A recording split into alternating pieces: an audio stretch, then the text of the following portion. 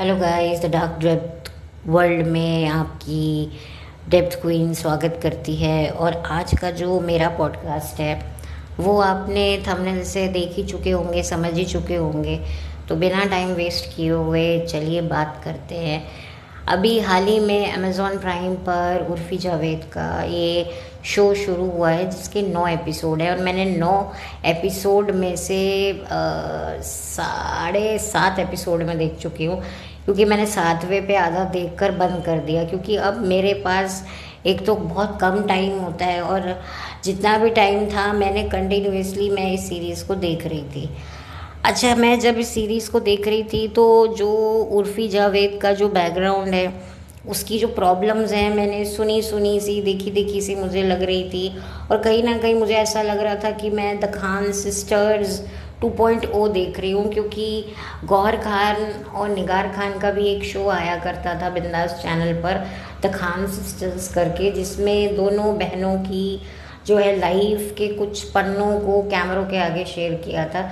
हालांकि उस ज़माने में व्लॉगिंग किस चिड़िया का नाम है वो नहीं पता था, लेकिन अब तो खैर व्लॉगिंग क्या है और उसके क्या साइड इफ़ेक्ट है वो तो अब सबको पता ही चल गया है। तो उस वक्त में जो मैंने खान सिस्टर्स देखा था तो मुझे काफ़ी चीज़ें रियल लगती थी, जेन्युइन लगती थी। लेकिन अब जब मैंने उर्फ़ी का देखा तो मुझे समझ में आ गया कि मैं कितनी बड़ी चू चाँचे थी। कि हालांकि मैं ऐसे एरा से निकल के आई हूँ जहाँ पर एक ज़माने में चीज़ें बहुत जेन्युइन तरीके से बनती थी, लेकिन अब क्योंकि इतने एक्सपीरियंसेस देख लिए हैं, अब ये समझ में आ गया कि जो हमें जेन्युइन लगता था एक ज़माने में वो भी अब जेन्युइन नहीं था। उसे भी इस तरीके से मैनिपुलेट किया था कि हमें लगे कि वो जेन्युइन है। तो अब इतनी शान-पत्ती के साथ मैंने ये उर्फ़ी का शो देखा तो मुझे देख कर ना बहुत ज़्यादा इरिटेशन भी हुई, क्योंकि पूरा का पूरा देखिए उर्फ़ी की कोई 100% लाइफ इस सीरीज़ में नहीं दिखाई है। सिर्फ छोटे छोटे मैं कहूँगी पार्ट्स को टच किया है उर्फ़ी की लाइफ को, लेकिन ऑब्वियसली उर्फ़ी कैसे सरवाइव कर रही है इस इंडस्ट्री में, क्या कर रही है एग्जैक्टली वो अपनी लाइफ में क्या कर रही है, वो नहीं बताया गया और बताया जाता भी नहीं है। क्योंकि इनकी जो लाइफ होती है वो बहुत ज़्यादा काली, रहस्यमयी, गोपनीय होती है, तो वो तो पब्लिक के सामने आ ही नहीं सकती। और अगर पब्लिक के सामने आ गई तो पब्लिक डरेगी बाद में, पहले इनको छोड़ के भागेगी पहले। और इसका उदाहरण आपको 2020 में देखने को मिला ही, जब बड़े बड़े स्टार्स के काले करतूत सामने आए। वो बात अलग है कि उन काली करतूतों को पे जो है सीमेंट डाल के उनको एकदम से मरम्मत कर दी, तो अब जी सारे बड़े इज़्ज़तदार लोग बनकर बैठे हुए हैं।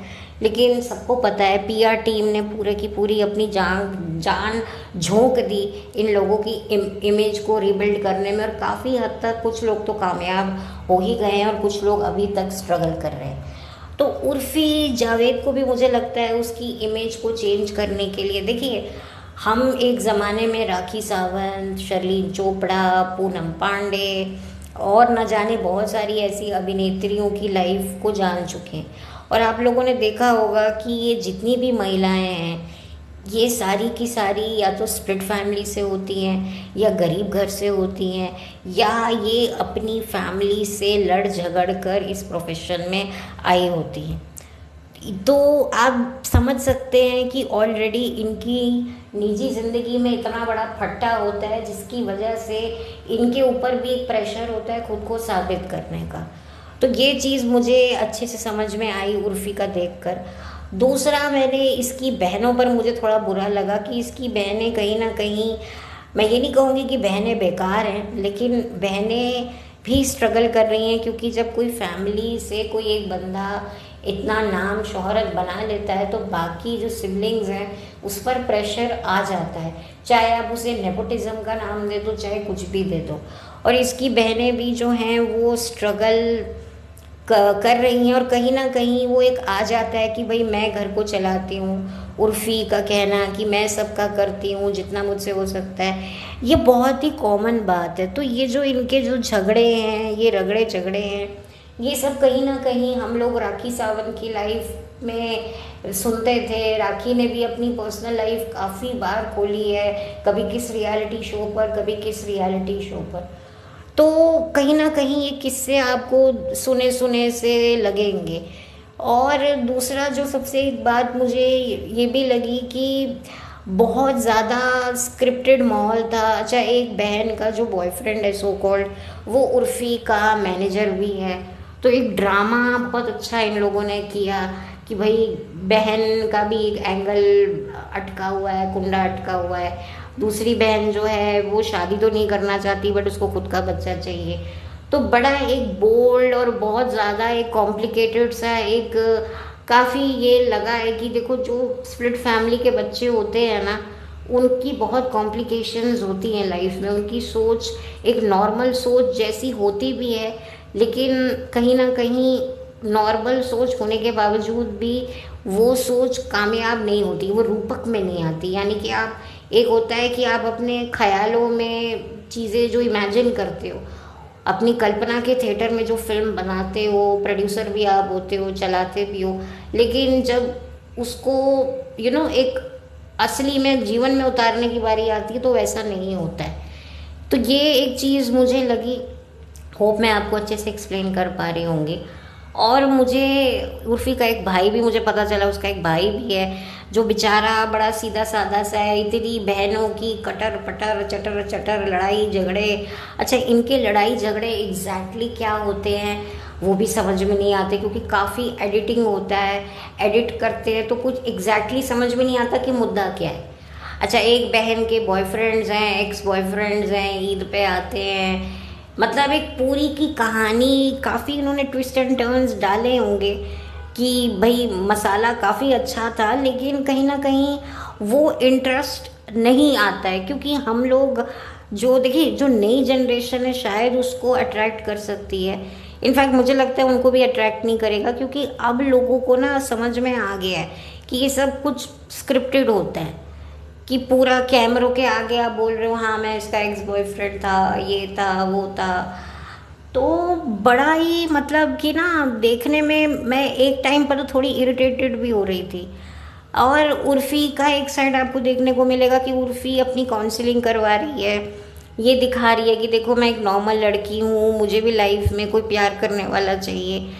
भाई मुझे ना एक चीज़ समझ में नहीं आती कि ये बातें वो लोग करें जो शायद अपने आसपास कुछ अच्छी मैरिजेस देखते हैं, जिन्होंने अपने घर में इतनी बेकार शादियां देख रखी हैं।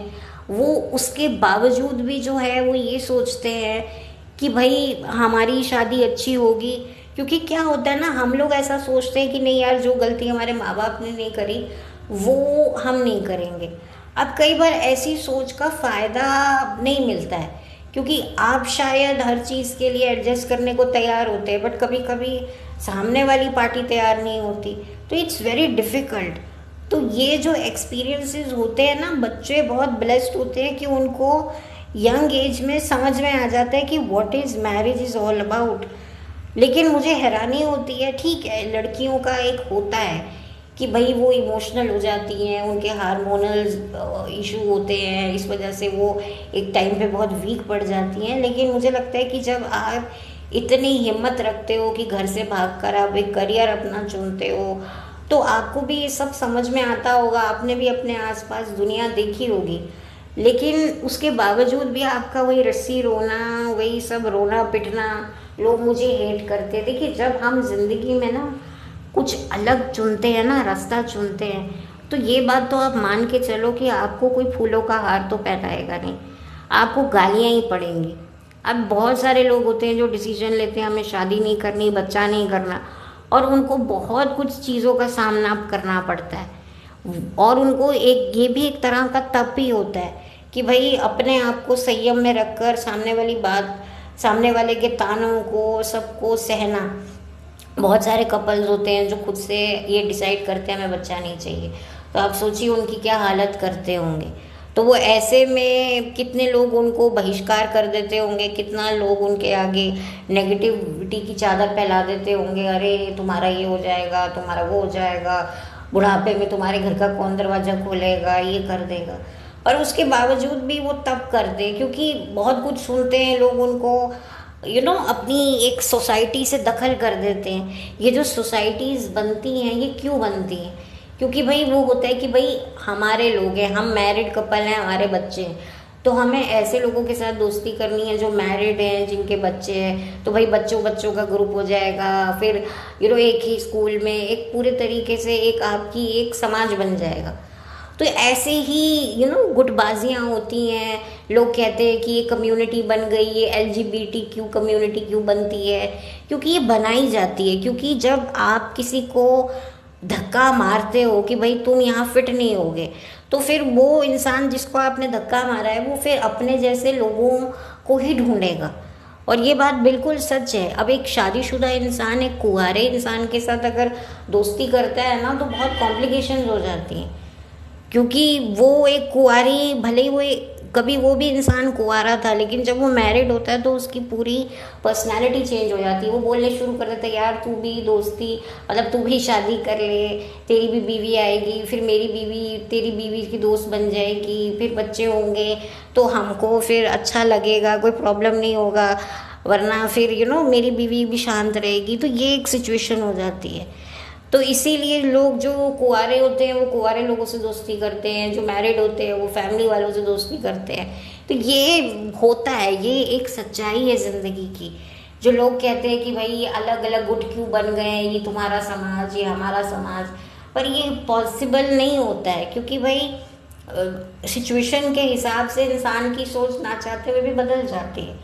तो उर्फ़ी का ये कहना कि भाई लोग मुझे ऐसा करते, उर्फ़ी को ये बात पता होनी चाहिए, और शायद उसको ये बात पता होगी, लेकिन पता नहीं ये शायद स्क्रिप्टेड था कि वाकई था।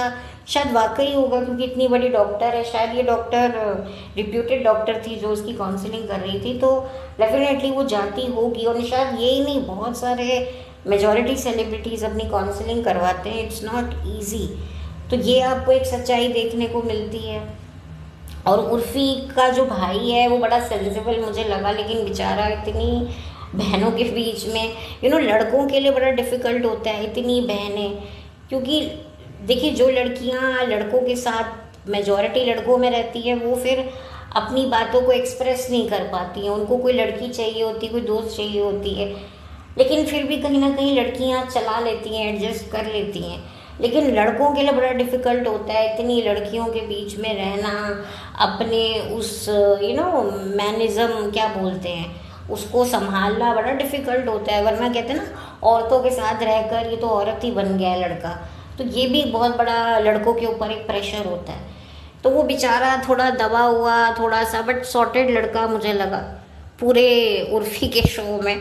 बट वो सेलिब्रिटी नहीं है तो उसके बारे में मैं क्या बात करूँ। बाकी उसकी सारी बहनें, कोई एक्ट्रेस है, कोई इन्फ्लुएंसर है, तो कोई उर्फ़ी ही बनना चाहती है। तो भाई बहनों का प्रेशर, बहनों की संघर्ष, वो भी थोड़ा बहुत आपको देखने को मिलेगा। माँ तो खैर बहुत ही मुझे थोड़ी सी बड़ी प्यारी सी लगी उनकी, मदर उर्फ़ी की। तो वो तो एक है ही कि हाँ भाई मेरी बेटी मेरा खर्चा चला रही है, उर्फ़ी ही सब कुछ कर रही है, तो ठीक है। देखिए, माएँ भी एक टाइम बाद ये सोच लेती है कि भाई हमने जो सहा है वो हमारी बेटियां नहीं सहेंगी। और जो बेटियां घर चलाती हैं, घर बनाती हैं, फिर माएँ भी उनकी हर बात को कबूलती हैं, एक्सेप्ट करती है। ठीक है भाई, तेरे को जो करना है तू कर। तो कहीं ना कहीं मुझे वो भी लगा, हालांकि मैंने कुछ एपिसोड, लास्ट के एपिसोड नहीं देखे, मुझे नहीं पता लास्ट में क्या हुआ, बट जितना भी मैंने देखा है, आई डोंट थिंक सो कि मैं आगे वो देख पाऊँगी। और सबसे ज़्यादा जो मुझे बड़ा ही अजीब सा लगा, 2 पॉइंट लगा। एक तो जो ड्रेसेस उर्फ़ी पहनती है, जिस तरह की वो डाइट लेती है, कभी कोकोनट पानी तो कभी दाल का पानी, सब इकट्ठे लिए जाती है। कभी कोई सिप ले रही है, कभी किसी और नारियल पानी पी रही है, कभी ग्रीन टी पी रही है, कभी दाल का पानी, पता नहीं क्या क्या पानी वो ले रही है अपनी हेल्थ को लेकर कि मेरा वज़न ना बढ़ जाए। कितना स्ट्रेसफुल लगा, क्योंकि ऐसी ऐसी वो ड्रेसेस पहनती है, लोहे की तार वाली स्कर्ट, मतलब माय गॉड, इतना ज़्यादा हील्स, इतना भारी भारी, मतलब जो हम सोशल मीडिया पे देखते हैं उसके पीछे कितनी ज़्यादा उर्फ़ी ये सब कैरी करती है। दूसरा, जो उर्फ़ी को एक अपने बॉडी पार्ट्स को लेकर कभी वो अपनी चेस्ट की सर्जरी करवा रही है, कभी वो अपने पिछवाड़े की करवाने की सोच रही है, डॉक्टर के पास जा रही है, कभी वो बोटॉक्स लगवा रही है। मतलब एक एक्ट्रेस की लाइफ आप देख सकते हैं कितनी इनसिक्योर है कि मेरी झुर्रियाँ ना पड़ जाए। मतलब जो लड़कियां एक्ट्रेस बनना चाहती हैं वो देख लें कि इतना इजी नहीं होता। बट मुझे पता है कि लड़कियों को लगता है अरे भाई ये तो सब चलता है, हम भी करवा लेंगे, क्या हो गया अगर आपके पास पैसा है। लेकिन आप ये सोचिए कि इतना पैसा आ कहाँ से रहा है, वो असली मुद्दा है ना। वो बात तो कोई नहीं बताता, वो बात तो कोई नहीं बताता और कोई नहीं बताएगा, और आपको इसमें पता भी नहीं लगेगा। इसमें ठीक है, मैं ये नहीं कहती कि उर्फ़ी एक बुरी लड़की है। देखिए उर्फ़ी एक ऐसी लड़की है, या ये राखी सावंत है, शर्लिन चोपड़ा है, पूनम पांडे हैं, ये औरतें दोगली नहीं है। ये जो हैं कि हाँ हम ऐसी घूमती हैं, हम घूमती हैं, ये सती सवित्री बनने का ढोंग नहीं करती। और मुझे नहीं लगता कि इनको करना भी चाहिए। भाई आपको शादी नहीं करनी है मत करो, बच्चे नहीं करने कोई ज़रूरत नहीं है, लेकिन आप समाज के प्रेशर में जी मैं शादी करना चाहती हूँ, जी मैं मदर बनना चाहती हूँ, ये मत करो। और बहुत सारी औरतें यही करती हैं, वो हर चीज़ समझती हैं लेकिन समाज के प्रेशर में उनको ये सब करना पड़ता है। तो इट्स वेरी अनफॉर्चुनेट। ये चीज़ मुझे उर्फ़ी की भी देखने को मिली कि जब वो जानती है कि वो किस प्रोफेशन से है, क्या उसकी रिक्वायरमेंट्स है, क्या है, उसके बाद भी रोना, ये सब नहीं है। आई थिंक आप ज़िंदगी में वो बच्चे बहुत, मुझे मैं उनको खुशकिस्मत मानती हूँ जिनको बचपन में ही रियलिटी चेक मिल जाता है। मतलब मैं ऐसे बच्चों को जानती हूँ जिन्होंने अपने माँ बाप को पूरी लड़ते हुए देखा है बचपन से लेकर। तो वही डिसीजन लेते यार जब हमारी माँ बाप की नहीं बनी तो हमारी क्या बनेगी। और कहीं ना कहीं उनको समझ में आ जाता है कि ये जो कहते हैं ना, ये पल दो पल का एक सुख लगता है जब तक ये सुख बिस्तर पे नहीं जाता।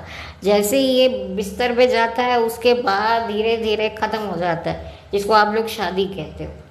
तो मैंने देखा कि उन्होंने शादी ही नहीं की, उनको कितना कुछ सुनना पड़ा, अरे भाई तुम शादी कर लो, शादी कर लो, माँ ने भी कहा, बाप ने भी कहा। तो बट आज वो लोग सुखी हैं और ठीक है, उनका ये रियलिटी चेक, उन्होंने इस चीज़ को, इस अलार्म को जो है वक्त रहते सुन लिया। हालांकि एक वक्त पे वो भी शादी करने को रेडी हो गए थे, लेकिन बाद में फिर वही बात है ना कि एक आपको एक इनलाइटमेंट आती है कि यार हमें कुदरत पहले ही सब कुछ दिखा रही है। कभी कभी लगता है कि जब हम लोग ज़िंदगी में ये ऐसी रियलिटी चेक से महरूम रहते हैं ना तो हम ज़्यादा गड्ढे खाते हैं। और कुछ ऐसे भी लोग होते हैं जिनको बचपन से बहुत सारे रियलिटी चेक मिलने के बाद भी वो ऐसी गलतियां करते हैं ना तो वो सबसे बड़े मूर्ख कहलाते हैं। वो तो उससे भी बड़े डबर संग है वो। भगवान तो बोलता है ना कि मैंने तो तुम्हें बहुत सारे इशारे हिंट्स भेजे पर तूने ही नहीं सुना, तो इसमें मैं क्या करूं। वही वाली बात हुई ना, मैंने कहानी सुनी थी कि भाई बचपन में कि भाई भगवान मुझे बचा ले, भगवान ही मुझे बचा ले, कभी मेरे पे मुसीबत आए तो भगवान ही मुझे बचाएगा। एक बार जो है वो पानी में डूब रहा था तो 2 बोट्स आई उसको लेने के लिए, क्या हम तुझे बचा लें, तो कहते हैं नहीं नहीं मुझे तो भगवान बचाएगा, भगवान बचाएगा। लेकिन फिर वो लोग चले जाते हैं तो फिर वो बचता नहीं है, वो मर जाता है ऊपर, फिर वो मर के भगवान के पास जाता है तो भगवान से कहते हैं भगवान तूने मुझे बचाया नहीं, तूने, मैं तो तेरी इतनी भक्ति करता था। उसने कहा जो 2 बोट्स तुझे बचाने आई थी वो क्या तेरे बाप ने भेजी थी। तो ये मुझे अभी से ये कहानी इतने मैंने साल में सुनी थी। ये कहानी एक्चुअली मैंने सुनी थी हम 5 सीरियल में, मैं देखा करती थी तो उसमें वो ये कहानी काजल भाई ने शायद बताई थी कहानी, किसी को बता रही थी। देखो सीखना जिसको होता है, सीरियल से भी कभी कभी कुछ चीज़ें आप लोग सीख लेते हो। हालांकि उस वक्त सीरियल्स में भी अच्छे मैसेजेस छुपे होते थे, आजकल तो खैर क्या छुपाने लायक क्या है, कुछ है ही नहीं। तो मैंने सुनी थी तो वो अब तक मेरे जहन में थी और आज भी मुझे वो याद है थोड़ी बहुत, एग्जैक्टली तो नहीं बट हाँ हल्की फुल्की यही थी। तो यही होता है। तो मुझे ना, मैं इन बच्चों से भी यही कहना चाहूँगी कि जिनके पेरेंट्स स्प्लिट हो चुके हैं या उनका झगड़ा चल रहा है तो वो इस चीज़ को समझें कि ये उनका एक इशारा है, दे आर ब्लेस्ड। वो डिप्रेशन में मत जाइए बल्कि उस चीज़ को हेल्प कीजिए, उस चीज़ को अपनी स्ट्रेंथ बनाकर इस्तेमाल कीजिए। कई लड़कियां होती हैं माँ बाप के झगड़े देखती हैं तो कहती है भाई हम शादी कर लेंगे, हम सुखी हो जाएंगे, इस नरक से निकलेंगे। But at the end of the day वो अपने ससुराल में भी वही सब नरक देखती हैं, फिर वापस से वही उस नरक अपने माँ बाप के पास आ जाती है और फिर वो नरक भी बर्दाश्त नहीं होता तो भगवान के पास स्वर्ग चली जाती हैं, क्योंकि वो अपने आप को ही ख़त्म कर लेती हैं। कुछ होती हैं कि भाई ठीक है हम अपने पैरों पे खड़ी होंगे, तो at the end of the day जो आप लोगों को ज़िंदगी में जो प्रॉब्लम्स आते हैं ना, उसको आप एज अ लेसन अगर आप जितना सीखेंगे तो आप उतना ही प्रोग्रेस करेंगे। तो बस एक यही चीज़ मुझे समझ में आई। बाकी आपको ये देखना है नहीं देखना है, ये सीरीज़ है वो it's totally up to you, it's totally your choice. मैं आपको फोर्स बिल्कुल नहीं करूँगी। अगर नहीं देखते हो तो यार अच्छा ही करते हो, कोई इतना कोई बहुत अफलातून ये शो नहीं है, क्योंकि ऐसे शोज़ ऐसी सिचुएशंस हम लोग देख चुके हैं आज से 15-20 साल पहले। ये राखी सावंत ऐसी बातें करती थी, मेरी माँ, मैंने कमाया, मैंने अपने घर को चलाया। तो ये सारी सिचुएशन मिलती जुलती हैं। ठीक है, राखी सावंत मुझे पसंद रही है एक ज़माने में, तो ठीक है, ये सब कहानियाँ आपको सुनी सुनाई मिलेंगी। बट उर्फ़ी को मैं कहीं ना कहीं अप्रिशिएट इस बात से करूँगी कि एटलीस्ट वो बंदी दोगली नहीं है, ये एक चीज़ मैं कहना चाहूँगी। और आप देख सकते हैं कि एक्ट्रेसेस अपनी जवानी को बरकरार रखने के लिए कितनी मेहनत करती हैं। तो आप सोचिए कि जो बड़ी बड़ी एक्ट्रेसेस हैं जो इतनी जवान दिखती हैं वो क्या क्या करती होंगी, और ये सब सारी चीज़ें जो है रिपेमेंट्स मांगती हैं। ये सारी दवाइयाँ, ये बोटॉक्स, ये सर्जरीज़, ये पता नहीं क्या क्या, ये आपके लिए कितनी ज़्यादा डिफ़िकल्ट होती हैं। बट खैर at the end of the day जब इनका टाइम चला जाता है तब ये बोटॉक्स ना काम आता है ना सर्जरीज काम आती हैं। जब आपको पब्लिक ही एक्सेप्ट करना बंद कर देती है तो फिर ये सब कुछ काम नहीं आता है। तो खैर एक छोटा सा मेरा एक ये पॉडकास्ट था, पता नहीं मैं आप लोगों को सही समझा पाई हूँ नहीं समझा पाई हूँ। And thank you so much. मेरी जो इससे पहले जो वीडियो थी विजेता पंडित जी को लेकर जो मैंने वीडियो बनाई है, उसको जिन जिन लोगों ने भी उसे देखा है तहे दिल से मैं उसका शुक्रिया अदा करती हूँ। और जितने भी मेरे सब्सक्राइबर्स हैं मैं उनका हाथ जोड़ कर जो है मैं धन्यवाद करना चाहती हूँ कि उन्होंने मेरी इस वीडियो को देखा, विजेता जी वाली को, और अप्रिशिएट किया। तो तहे दिल से बहुत बहुत धन्यवाद। और बहुत जल्दी मिलूँगी आपसे एक नए वीडियो के साथ में। तब तक के लिए thank you so much. Have a blessed day. Bye, take care.